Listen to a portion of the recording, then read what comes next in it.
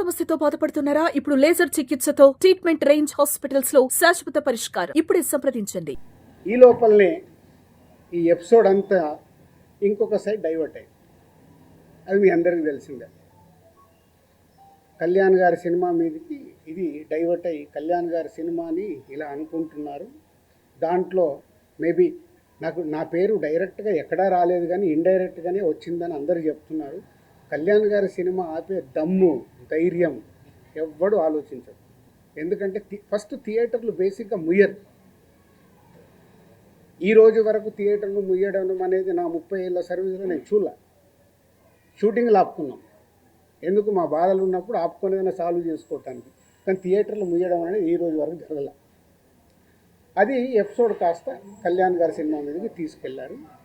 Governments కూడా అలాంటిది communicate చేశారు మధ్యలో. సో ఎవరు అడ్వాంటేజ్లు ఏమున్నాయో ఇక్కడ తెలియదు.